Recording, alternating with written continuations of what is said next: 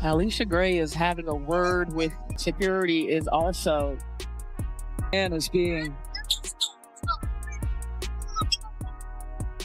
She points into the crowd. The arena freezes, and for a split second you can feel 18,000 people asking the same question. What did that fan say?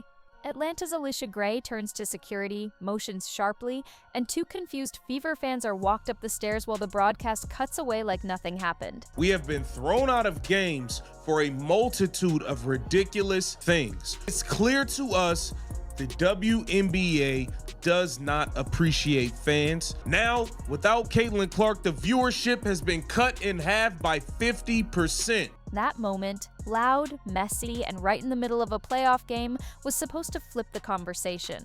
It was supposed to make the story about the seats, not the scoreboard. But the longer the night went on, the more the narrative slipped through Atlanta's fingers because Indiana didn't bite. They didn't chase microphones, they didn't melt. They tightened their laces and answered with the one thing that always speaks louder than sideline drama: points. She got a fan kicked out last night against the Indiana Fever. Security found out, oh, you didn't say anything at all, actually. Yeah, come back to your seat. Alicia Gray played like absolute you-know-what last night and decided to take it out on a fan. By sunrise, multiple versions of the What Was Said story had started circulating, each more conflicting than the last. Some people swore it was nothing more than the same juice every player hears in a hostile building. Others hinted at something personal, vague on details but heavy on implication. None of it lined up cleanly. The footage, the faces, the pace of the moment, everything suggested there was more heat than substance, a spark that looked bigger because of the stage. And then the detail that made the whole scene wobble: those fans returned. If the line crossed was truly untouchable, you don't see an usher wiping off their seats and inviting them back like the last 5 minutes were a misunderstanding. That's when the tone flipped. That's when people stopped asking, "What did they say?" and started asking, "Why did this happen at all?" Meanwhile, Indiana didn't flinch. Remember the stakes? First home playoff game since 2016, a decade of waiting stuffed into one night, no Caitlin Clark, no Sophie Cunningham, a rotation thinner than it should be, and a to-do list longer than a scouting report. Anyone else might sulk about who wasn't available. The Fever decided to make it a rallying cry. Coach Stephanie White had been honest about Game 1, more urgency, more bite, more hunger, and her team came out like that message was inked on their wrists. Every switch was sharp, every rebound had 2 hands and a little extra elbow, every 50-50 ball was treated like it was worth 10 points. You could feel the mood in the building shift from "we hope" to "we dare you." Kelsey Mitchell, who has carried this franchise through lean years, drifted off a screen early and let a 3 fly that felt like a blood pressure check for the whole city. It splashed. Aliyah Boston took a bump on the block, absorbed it like a grown-up center does, and kissed a banker off the glass that turned the lower bowl into a jet engine. Aerial Powers bulldozed through contact and flexed as if to say, "We're not asking for whistles, we're asking for space." Natasha Howard cut hard, talked loud, set mean screens, and made life uncomfortable for anyone wearing dream colors who drifted into the lane. By the time the second quarter hit, you could sense that Atlanta was playing uphill in heavy shoes, and Indiana was playing like the court tilted toward their basket. Here's where it really turned. Late in the third, with the Dream still hanging around in that dangerous 8-10 range, Boston went back to work. Shoulder fake, footwork, touch, bucket. Before anyone could exhale, Shea Petty jumped a lazy pass like she'd seen it 2 possessions earlier, and all at once the air got thinner for the road team. The ball found Kelsey, then Boston, then Lexie Hull in the corner. It left her hands as the horn chirped and dropped through the net like a stamp on a letter to Game 3, 15 up. Place erupts. And you could feel it. This isn't slipping. Not tonight. It takes a specific kind of discipline to win on defense, and Indiana wore that discipline like a uniform. They closed short without fouling. They bodied drivers without desperation swipes. They dared mid-range jumpers and rebounded like those shots belonged to them anyway. Atlanta's rhythm never congealed. Good shooters felt like they were catching under a blanket. Slithery drivers found that the second step met chest and forearm rather than open wood. The box score would later tell you the Dream were stuck at 60. The eyes could tell you they were stuck in quicksand. Kelsey finished the night with the poise of a veteran and the hunger of a rookie, driving when chased off the line, punishing when the coverage dipped. Aliyah looked like a cornerstone, steady in the chaos, reliable in the moments that wobble younger teams. Natasha's two-way presence was the glue no one quotes but everyone feels. Lexie had the shot of the night and a long list of small, annoying winning plays that never make a highlight reel but always win a series. Ariel's energy was contagious in the best way. Michaela Timpson, the rookie, showed up with 9 points in 9 minutes and in the kind of fearless touches that make old broadcasters grin. That's not depth on paper, that's depth in spirit. Now, about the laughing, talking, fearless player in street clothes at the end of the bench. If there's one person who would have loved that moment when a player pointed to a fan and the arena held its breath, it's Sophie Cunningham, and not for the reason you think. Sophie is built from old school stuff.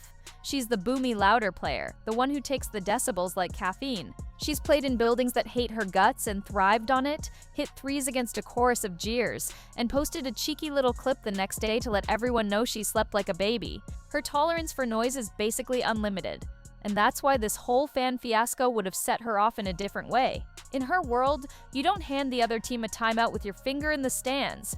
You don't make security the story when the scoreboard is begging to be changed. You take what you heard, file it, and answer in the only language this job respects: buckets. Picture Sophie seeing those fans escorted out.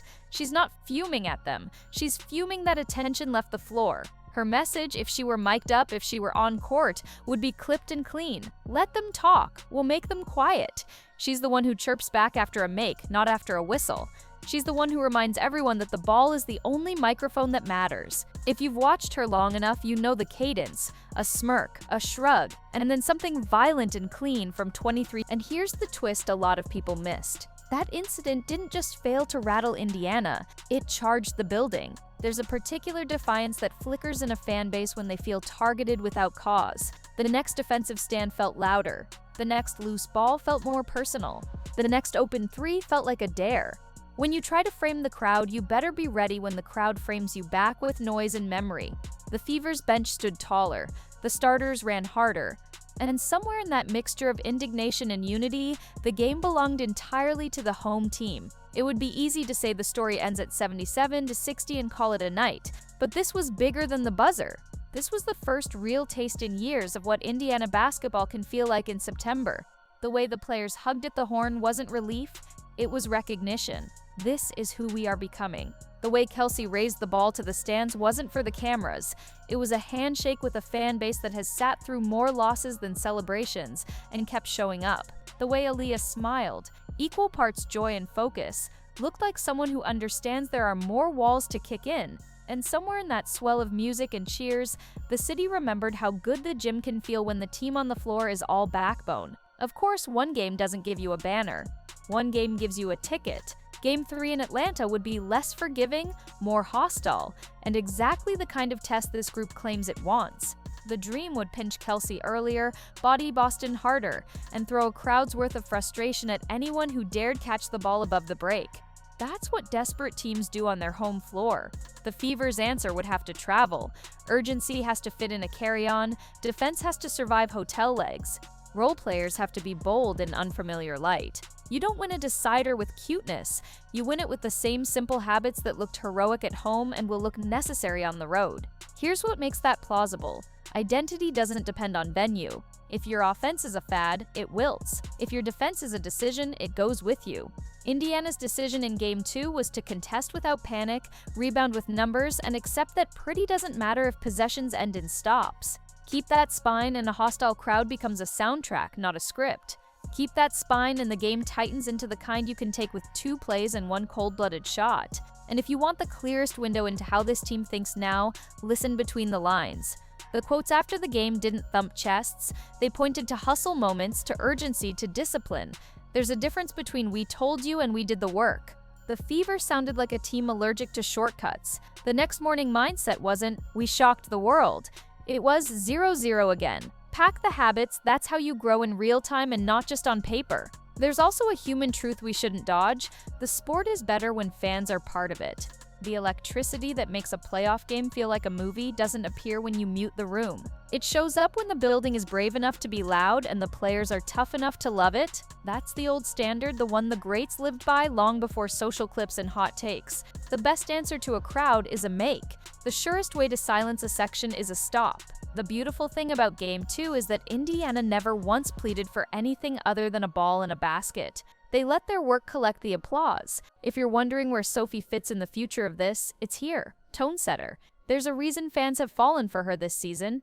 She's not the star who needs 12 ISOs to feel alive. She's the teammate who notices when the room needs edge and supplies it. She's the veteran who will gladly take the chorus of boos so a rookie can breathe. She's the player who keeps receipts and cashes them with a grin. When she's back on the floor, the Fever's voice gets louder without saying a word, because opponents know the margin for soft moments shrinks. And that brings us back to the first frame of this night, a finger into the stands, a hush, the illusion that something off the floor could define what happened on it. It didn't. It never does for long. The reason the story slipped from Atlanta's hands is simple. Performance is the only thing that sticks. The scoreboard is an unkind editor. It cuts every sentence that isn't earned. What Indiana wrote was earned, possession by possession, bump by bump, shot by shot. It wasn't slick, and that's exactly why it was beautiful.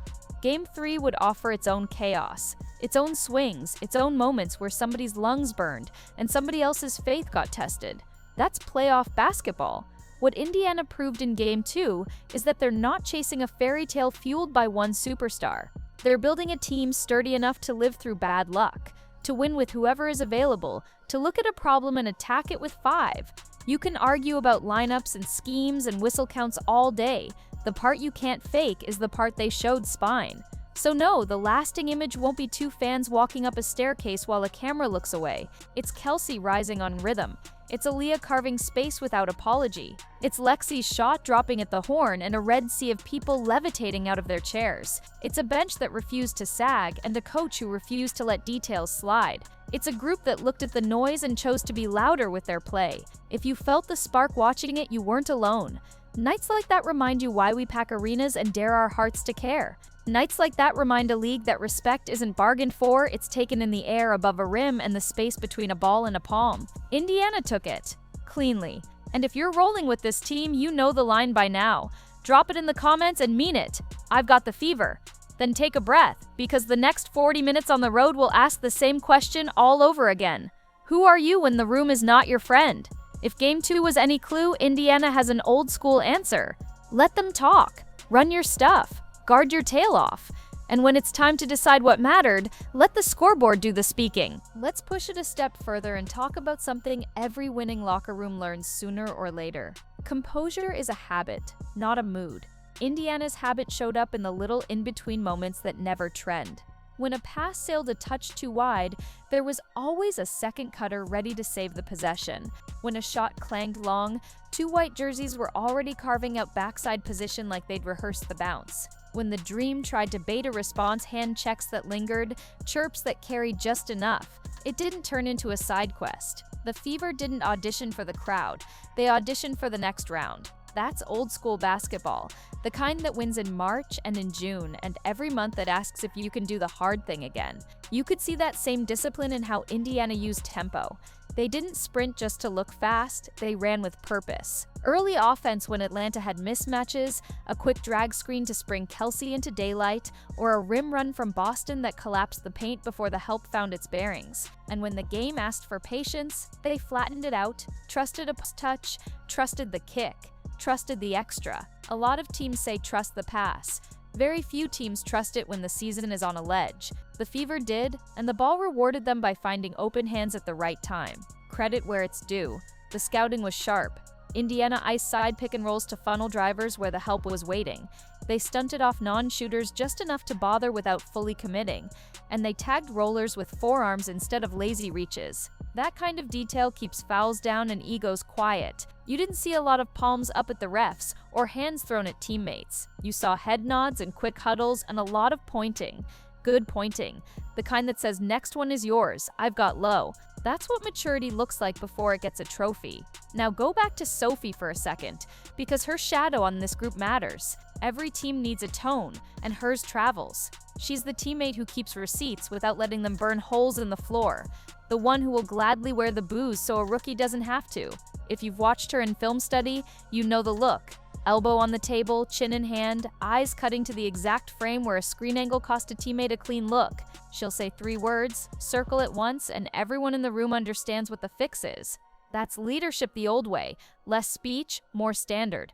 When she's back on the court, that standard stands next to Kelsey's craft and Aliyah's poise and quietly dares the league to match it possession for possession. There's also a bigger layer here, and it's about the covenant between fans and the floor.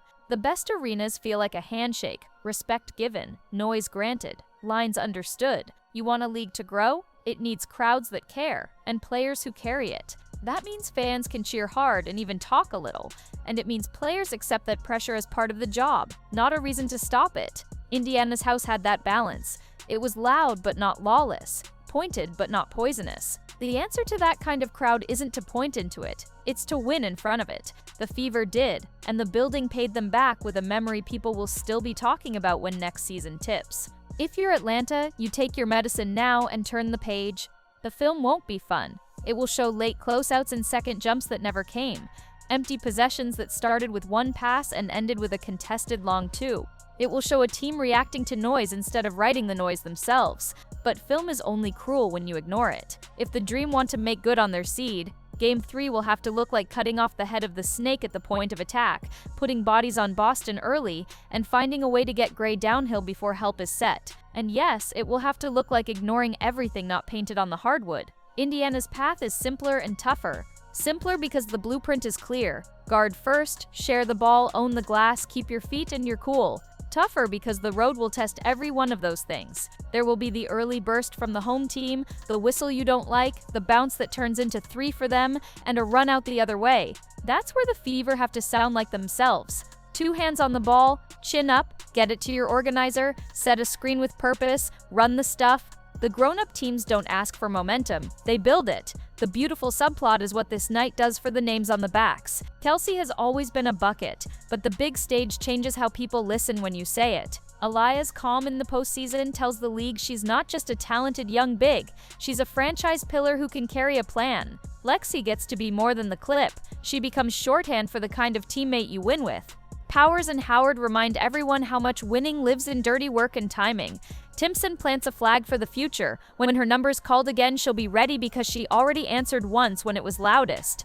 And for the city, there's a restoration happening that can't be faked. The Fever have lived on billboards and in headlines this season for a dozen reasons that had nothing to do with sets and coverages. This game dragged the conversation back to basketball in the best way. People driving home didn't argue about what a stranger in row 7 might have said. They argued about whether the third quarter run started with the post touch or the gamble on the inbound. That's the good kind of argument. That's the old kind, X's and O's, and who wants it more? If you zoom out even further, you can see the backbone of a team that will only get scarier.